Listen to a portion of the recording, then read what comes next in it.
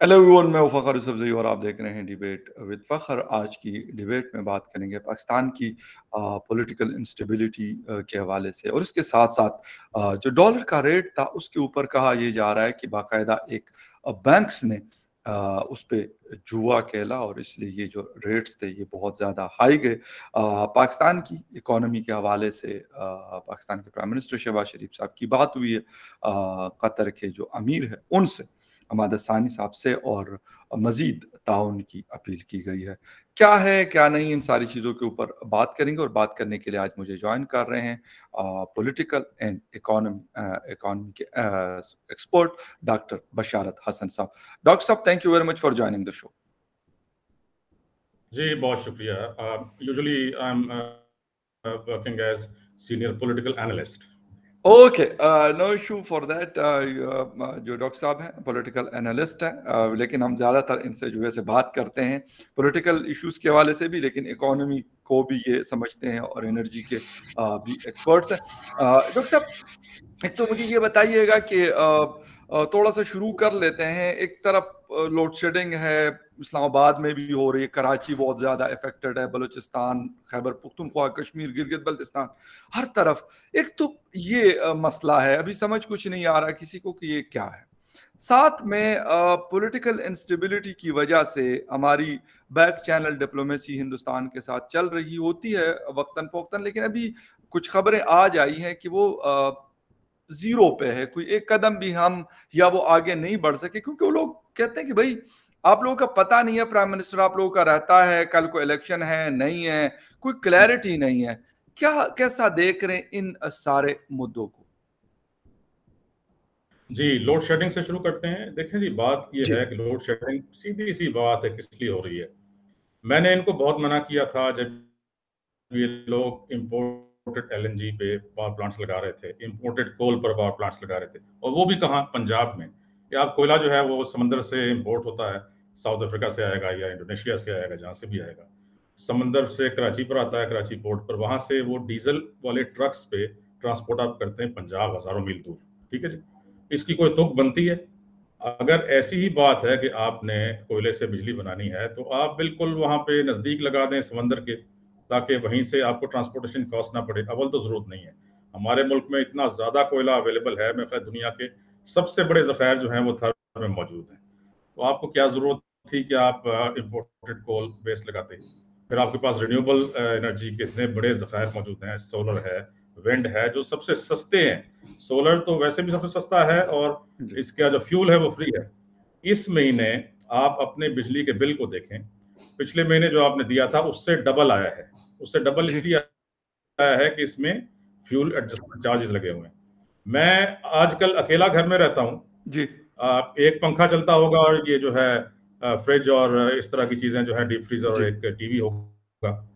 मेरा 21,000 रुपए का बिल आया है एक महीने का। अब आप जी देख लें कि ये किस तरह, वजह क्या है? वही वजह है कि आपने इंपोर्टेड फॉसिल फ्यूल्स बेस जो है वो कर दी है, और अब क्योंकि फ्यूल खरीदने का पैसा नहीं है, इंपोर्टेड कोल 4 गुना महंगा हो चुका है, और जो बल्कि 6 गुना, और जो आपका एलएनजी है वो कई गुना महंगी हो चुकी है, और आपको मिल भी नहीं रही है, कोई जो है आ भी नहीं रहा है आपको बेचने के लिए। जी इसी तरह फर्नेस ऑयल बहुत महंगा हो चुका है, तो आप क्योंकि खरीद नहीं सकते फ्यूल, तो आपको लोड शेडिंग करनी पड़ रही है।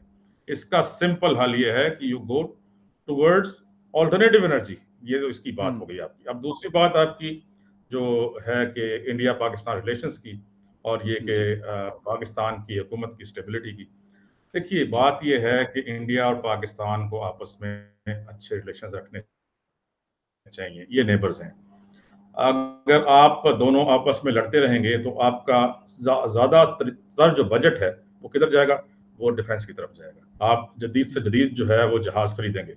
आप मेहनत आपका गरीब जो है, आपका मिडिल क्लास वाला गरीब करेगा, आपके आईटी स्पेशलिस्ट करेंगे, मेहनत करके वो डॉलर कमाएंगे, उसमें से टैक्स देंगे, और आपकी हुकूमतें जाएंगी और वो जाके फ्रांस से जहाज खरीदेंगी, वो जाके अमेरिका से जो है वो और कोई असला खरीदेंगी, वो जो है किसी और मुल्क से तोपें खरीदेंगी, यानी उसका वो जो है फायदा रशिया। किसी और के पास जाएगा, आपके पास या हमारे पास नहीं रहेगा। मेहनत आपकी, मेहनत आपकी, और आपका फायदा पैसा किसी जो है और वो का। रशिया को जाएगा S-400 मिसाइल डिफेंस सिस्टम खरीदने पे, या पाकिस्तान का पैसा जाएगा अमेरिका को जाएगा या किसी और मुल्क को जाएगा।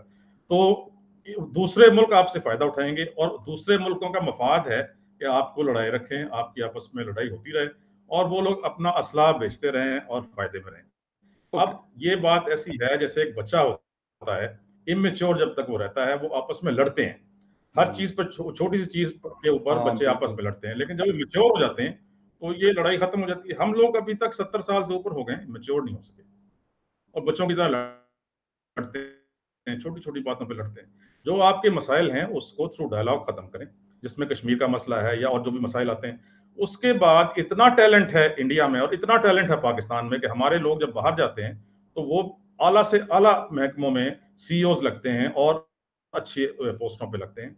इतनी ज्यादा आप में पोटेंशियल है। आपके जो आईटी एक्सपर्ट्स हैं इंडिया के, दुनिया पे छाए हुए हैं, पाकिस्तान के अब छाते जा रहे हैं, आते जा रहे हैं आईटी के एक्सपर्ट्स, दूसरे इंजीनियर्स, हमारे एनर्जी एक्सपर्ट्स वगैरह वगैरह। अगर हम मिलकर चलें और आपस में झगड़ा छोड़े, देखें इंडिया इतना ज्यादा जो है वो टेक्नोलॉजी में आगे जा रहा है कि उसने अपना जो सैयारा है वो मरीख पर भेज दिया है, मार्स पर जा चुका है इंडिया, ठीक है जी, जो कि अभी बहुत सारे मुल्क नहीं जा सके। इतना टेक्नोलॉजिकली एडवांस हो गया है। दूसरी तरफ यह है कि पॉवर्टी में हालत ये है कि इस वक्त दुनिया में मेरे ख्याल है सबसे नीचे वाले चंद मुल्कों में इतने ज्यादा लोग गरीब हैं कि वो फुटपाथ पर सोते हैं। भाई आप अपने मिडिल क्लास की, गरीबों की आप ऊपर करें उनका स्टैंडर्ड ऑफ लिविंग, आप छोड़ें जो है आपस के झगड़े। सर ये वाली बात तो बिल्कुल सही आप कह रहे हैं कि मतलब हमें अपने ह्यूमन इंडेक्स के ऊपर काम करने की जरूरत है और बहुत बेहतर है कि हम ये लोग ये चीज करें। लेकिन इस वक्त कंसर्न हिंदुस्तान के जो बैक चैनल डिप्लोमेसी की आ रही, वो कह रहे कि यार मतलब मेरी खुद कुछ लोगों से बात हुई तो कहते हैं कि यार हम किससे बात करें, बाजवा साहब से बात करें, शहबाज शरीफ साहब से बात करें या किससे करें, क्योंकि जब तक ये क्लैरिटी नहीं आएगी कि आया ये हुकूमत साल रहेगी या 6 महीने रहेगी या नहीं रहेगी, तो ये एक असल मसला है। क्योंकि इस दफा मुझे लग रहा है कि अब जी अब बैठने का थोड़ा सा उनको भी है और वो ये भी कहते हैं कि भाई S-400 सिस्टम अगर हमने लगाया हुआ है तो ये पाकिस्तान के लिए नहीं है, ना पाकिस्तान से हमारा इस तरह का कोई मसला है, हमारा मसला चीन से या फिर किसी और से है। देखें मैं गारंटी देता हूं, take my word for it, कि चीन से कोई आपके ऊपर हमला नहीं करेगा। उसकी वजह है इस वक्त इंडिया में जितनी चीजें आप इस्तेमाल करते हैं, आप किसी सुपरमार्केट में चले जाएं, किसी छोटी दुकान में चले जाएं, किसी बड़ी दुकान में चले जाएं, 85% जो माल है वो चाइना से आता है। चाइना का दिमाग खराब है कि वो अपनी इतनी बड़ी मार्केट जो उसको मिली हुई है, $150 अरब वो उसको सवाल ही पैदा नहीं होता। मुझसे आप गारंटी ले लेना, मैं देखिए ये ना पाकिस्तान कभी हमला करेगा, क्यों करेगा? पाकिस्तान को भी मालूम है कि न्यूक्लियर पावर है इंडिया, ठीक है, इंडिया को भी मालूम है कि न्यूक्लियर पावर है पाकिस्तान। जिस दिन इंडिया हमला करेगा या पाकिस्तान हमला करेगा तो दोनों खुदकुशी करेंगे। It will be A suicide. 1.25 Arab Indian है और 23 करोड़ पाकिस्तानी हैं, एक भी नहीं बचेगा, ठीक है। तो किसी का दिमाग खराब है कि वो हमला करेगा ना, चाइना तो सवाल ही पैदा नहीं होता ना। इसलिए ये सारी पॉलिटिक्स कारोबारी है, चाइना कारोबार है। जब आप ये खरीदते हैं ना तो उसमें कमीशन मिलते हैं। जब आपने बोफर्स खरीदा, बोफर्स की तोपें खरीदी, आपको कमीशन मिले, ठीक है। इसी तरह हमारे मुल्क में होता है, जब भी आप कोई भी आप असला खरीदते हैं, इसमें मिलियंस ऑफ डॉलर्स के कमीशन होते हैं जो कि लोगों को जाते हैं। और फिर ये एक नैरेटिव बनाया जाता है, ओ जी हमें तो चाइना से खतरा है जी, ओ जी हमें पाकिस्तान से खतरा है, ओ जी हमें हिंदुस्तान से खतरा है। ना जी, हमें तो अगर इन तीनों से भी खतरा नहीं है, हमें टेररिस्ट से खतरा है। और टेररिस्ट बनाए जाते हैं, टेररिस्ट भी बनाए जाते हैं ना, इसी काम के लिए बनाए जाते हैं कि वो जो है खतरा जो है दिखाया जाए, अवाम को डराया जाए, बस पाकिस्तान तुम पर हमला करने वाला है, इंडिया तुम पर हमला करने वाला है, ठीक है, चाइना तुम पर हमला करने वाला है। असल में पीछे जो लोग बैठे हुए हैं, जो कमीशन किकबैक्स खा रहे हैं, उनके पेट भर रहे हैं और अवाम भूखे मर रहे हैं, फुटपाथों पर सो रहे हैं। यानी यकीन करें कि इतनी गुर्बत है इस इंडो पाकिस्तान में। अगर हम ये जो असले पे खर्च करते हैं, ये लोगों की फलाह बहबूद पे खर्च करें, ये मुल्क जन्नत बन जाए। अच्छा, इतना टैलेंट है इंडिया पाकिस्तान में, इतना टैलेंट डाउट, है, मैं आपको नो डाउट। मुझे अब मैं आपकी बात कहूं, जी आपकी बात वो सॉरी खत्म करूं जो जी हुकूमत की बात है, जी स्टेबिलिटी की। देखिए बात यह है कि इंडिया को ये सोच समझ लेना चाहिए कि आप जो है शहबाज शरीफ से नहीं बात करेंगे, जब करेंगे आप जनरल बाजवा से नहीं बात करेंगे, अगर करेंगे आप जो है ना इमरान खान से नहीं बात करेंगे, इनकी जात कोई अहमियत नहीं रखती किसी की। आप गवर्नमेंट ऑफ पाकिस्तान से बात करेंगे। आज एक गवर्नमेंट है, ये सारी दुनिया में होता है। देखें डेमोक्रेसी में अभी उनकी हुकूमत चेंज हो रही है यूके में, जो डेमोक्रेसी की माँ है, ठीक है जी। डेमोक्रेसी में तो हर जो है, अगर कोalition गवर्नमेंट है, वो तो इंडिया में भी इसी तरह होता है, हर मुल्क में होता है, वो तो कोई पता नहीं होता कि कल को गिर जाए और दूसरी आ जाए। आप बात कर रहे होते हैं government to government, G to G बात हो रही होती है। जो भी गवर्नमेंट आएगी, जब गवर्नमेंट का एक मुआहदा हो जाता है, तो वो इमरान खान आकर ये नहीं कह सकता कि हम इसको खत्म कर दें। उस पर गवर्नमेंट ऑफ पाकिस्तान के सिग्नेचर्स होते हैं, उसमें इमरान खान के सिग्नेचर काउंट नहीं करते या शहबाज शरीफ पे काउंट नहीं करते।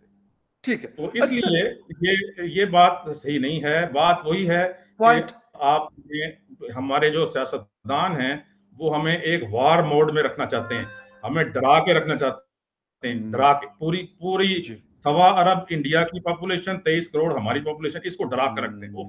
दुश्मन को पे हमला करने वाला हमला कर देगा, अगर हमने ये ना खरीदा असला तो ये हमला कर देगा, ये हो जाएगा, इसको डरा के रखते हैं और अपना जो है कमीशन जेब में जा रहे होते हैं असला खरीदने से।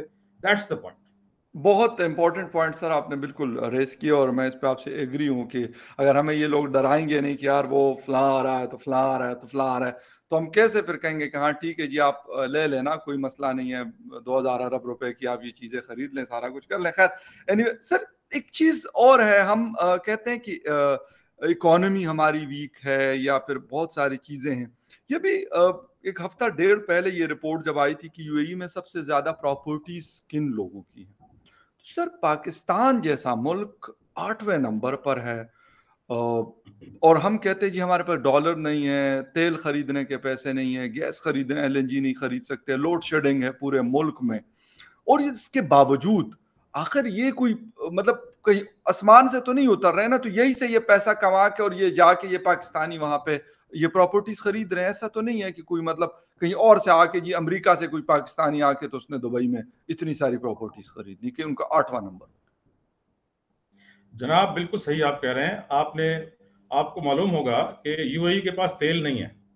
हम समझते हैं ना कि तमाम अरब मुल्क, यूएई के पास तेल नहीं है, उसकी सारी दौलत है वो हमसे आ रही है, हमारे जैसे मुल्कों से आ रही है। आप इंडिया का नंबर देखें तो वो 4 नंबर पे होगा, इंडियंस की जो इन्वेस्टमेंट है यूएई में, पाकिस्तान से बहुत ज्यादा है। सर इन्वेस्टमेंट तो और है, लेकिन हम तो जाके हम वो तो यही वापस ना जी इन्वेस्टमेंट नहीं, वही ये जो पाकिस्तान की जिस तरह इन्वेस्टमेंट है ना, ये इन लोगों ठीक जो पर्सनल इन्वेस्टमेंट है इंडियंस की, वो पाकिस्तानियों से बहुत ज्यादा है यूएई में। अच्छा, उसकी वजह ये है कि ये सारा वो पैसा है जो हराम का पैसा है, टैक्स चोरी का पैसा, ठीक है। यहाँ से जो कमीशन किकबैक्स लेते हैं ये, जो कि असले की फरोख्त से, जो कि और बाहर के ये काम होते हैं, जो कि जितने भी आपके ये पब्लिक वर्क्स के काम हैं, जिसमें सड़कें बनती हैं, जिसमें और बिल्डिंग्स बनती हैं, सरकारी ठेकों के काम होते हैं, इन सब से जो किकबैक्स और कमीशंस मिलते हैं, और उसके अलावा जो टैक्स चोरी की जाती है, टैक्स चोरी किया जाता है, वो सारा पैसा ये इन्वेस्ट करते हैं, या तो वो स्विस बैंक्स में रखते हैं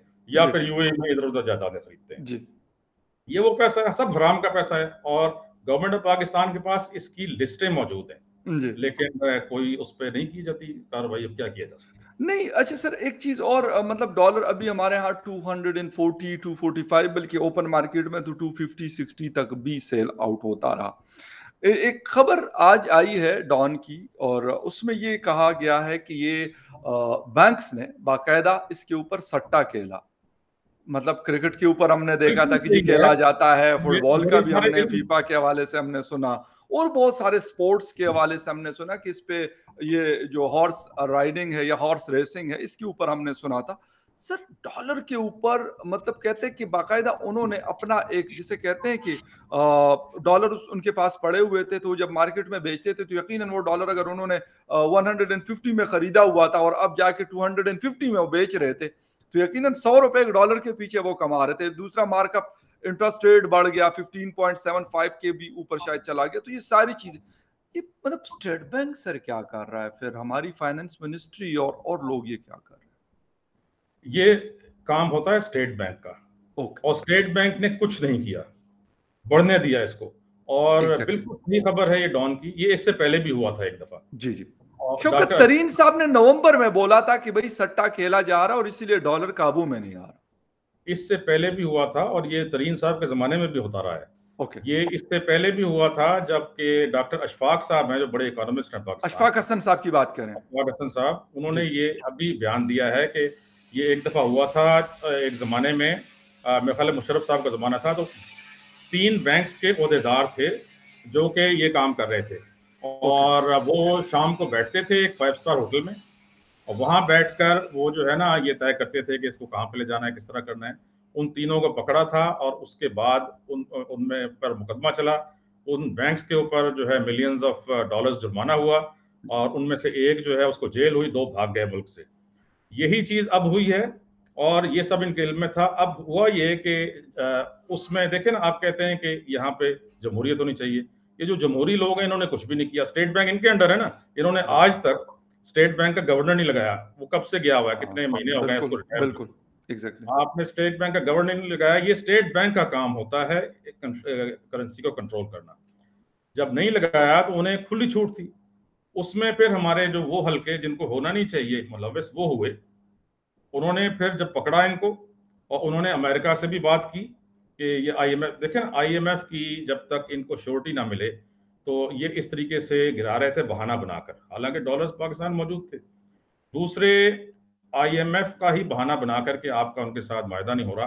हाँ ना बिल्कुल। आपको सऊदी अरब पैसे दे रहा है, ना चाइना दे रहा था, और ना यूएई दे रहा था, ना कोई और दे रहा था ना। जी जब तक आपके वहां से मामला तय नहीं होते तो हम आपको सर, कुछ नहीं देंगे। बाजवा साहब ने 3 विंडी शर्मन से बात की, फिर उसके बाद एमबीएस से बात की, फिर उसके बाद 2 दिन पहले जो है ना उन्होंने यूएई के शेखों से बात की और कहा कि भाई आपकी हेल्प की जरूरत है, हमें कुछ कर दें। सर मतलब ये क्या समझ नहीं देखिए आ ना, रही। जब आपकी गवर्नमेंट, सियासी गवर्नमेंट फेल हो जाती है और वही रिक्वेस्ट करती है कि आप करें, तो तब उनको करना पड़ता है ना। एग्जैक्टली। उन्होंने ये जो नीचे आया है ये भी उन्हीं की मेहनत से आया है, ये आपको बता दूं।